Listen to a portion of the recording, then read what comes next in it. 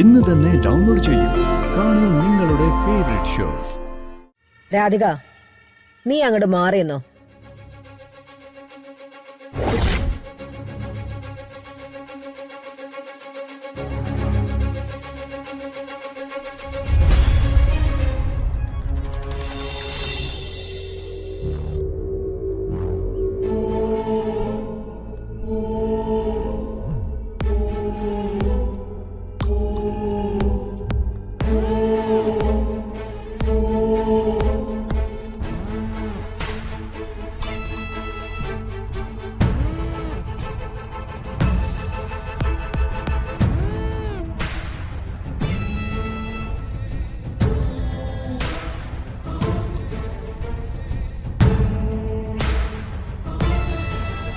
ഇത് കൊള്ളാലോ. പാവപ്പെട്ട കുട്ടികളൊക്കെ ടൂർ വരുന്ന സ്ഥലാ ഇത്. ഒരു ചെലവില്ലാതെ ഇവിടെ വന്നിട്ട് ഈ കാഴ്ചകളൊക്കെ കാണാലോ. എത്ര മനോഹരായിട്ടുള്ള കാഴ്ചയാ. ഇവിടെ വന്ന് ആത്മഹത്യ ചെയ്യുന്നവരെയൊക്കെ സമ്മതിക്കണം. ഭൂമിയിലെ ഏറ്റവും സുന്ദരായിട്ടുള്ള സ്ഥലത്ത് വന്ന് ചത്താലേ അതിന്റെ ശാപം വേറെ കിട്ടും.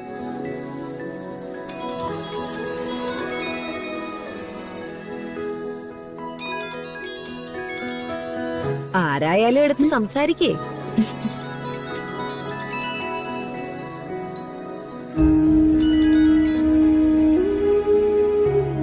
ഹലോ. അല്ല, ഞാനവിടുന്ന് പോന്നിട്ട് മുത്തശ്ശി കുഴപ്പമല്ലോ ഉണ്ടാക്കിയോ? ഇല്ല. താനിപ്പോ എവിടെയാ? ഞാനിപ്പോ നെല്ലിമലയുടെ മുകളിലാ. എന്നാ പിന്നെ തനിക്ക് എന്നോട് പറയാറുന്നില്ലേ? നമുക്ക് ഒരുമിച്ച് കയറാറുന്നല്ലോ. എന്റെ കൂടെ അഡ്വക്കേറ്റ് ആരതി വർമ്മയുണ്ട്. അവരെന്തിനാ വന്നേ? അല്ല, കേസിന്റെ കാര്യങ്ങൾ ചിലതൊക്കെ അന്വേഷിക്കാനുണ്ടെന്ന് പറഞ്ഞു വന്നേ. എന്നിട്ട് എന്നെയും കൊണ്ട് പുറത്തിറങ്ങി. ഓ, ഞാൻ നെല്ലിമലയുടെ കാര്യം പറഞ്ഞപ്പോ കേറണെന്ന് പറഞ്ഞു. അടുത്തുണ്ടോ? ഉണ്ട്.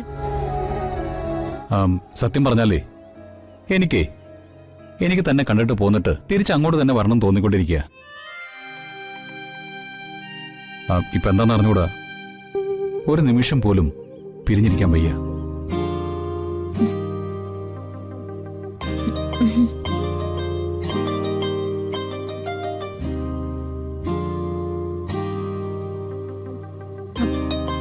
അതെ, പിന്നെ വിളിക്കോ? അതെ, എനിക്ക് ഇപ്പൊ തന്നെ സംസാരിക്കണം. താനെന്റെ നെഞ്ചിലെങ്ങനെ ചേർന്ന് കിടന്നില്ലേ? വല്ലാത്തൊരവസ്ഥയായിരുന്നു എന്റെ. മതി മതി, നിർത്ത്. പറയടോ. ഇപ്പൊ എന്താ പറയാ? ഈ ലോകം മുഴുവൻ മറന്നു നിൽക്കാന്നൊക്കെ പറയില്ലേ? മതി മതി, നിർത്തിക്കോ. അഡ്വക്കേറ്റ് പോയിട്ട് ഞാൻ തിരിച്ചു വിളിക്കാം. എടോ, ഞാനൊന്ന് പറയട്ടെ. ഞാൻ പറയുന്ന കേക്ക്.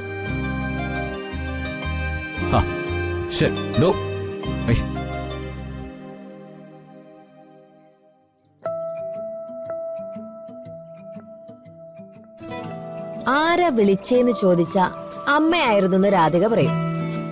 അതല്ലല്ലോ എന്ന് പറഞ്ഞ് 10 ചോദ്യം ഞാൻ അങ്ങോട്ട് ചോദിച്ച അത് വരുണാണെന്ന് പറയും.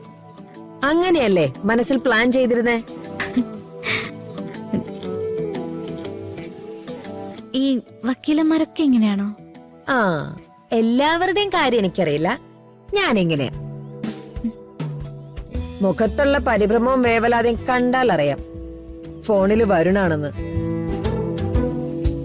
അന്ന് ആ വിവാഹ ദിവസം എല്ലാം തുറന്നു പറയാനുള്ള ധൈര്യം താൻ കാണിച്ചിരുന്നെങ്കിൽ ഇത്രയും പ്രശ്നങ്ങൾ ഉണ്ടാവുമായിരുന്നോ?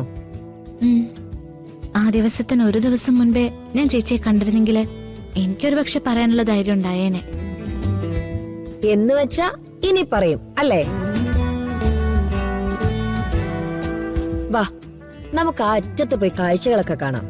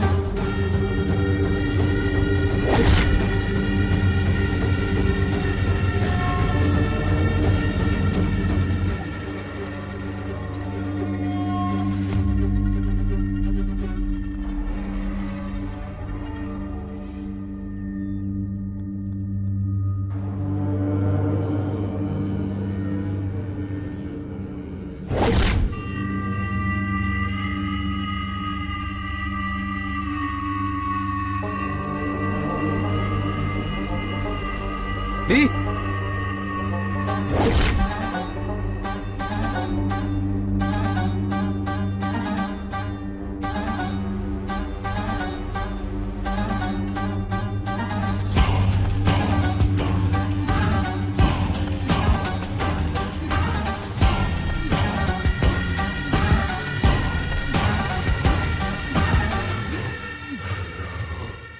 രാധിക, നീ അങ്ങോട്ട് മാറിയെന്നോ?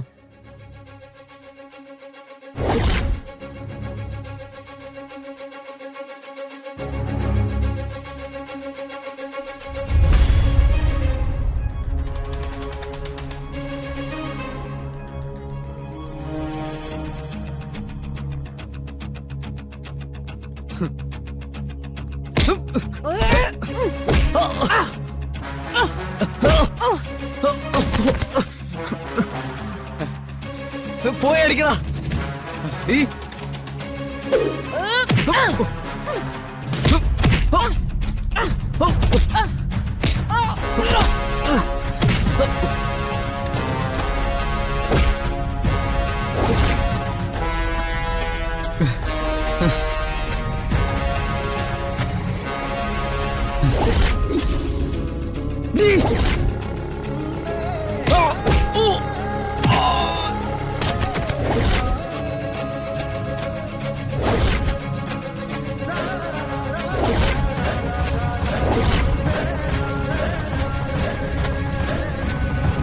Ready?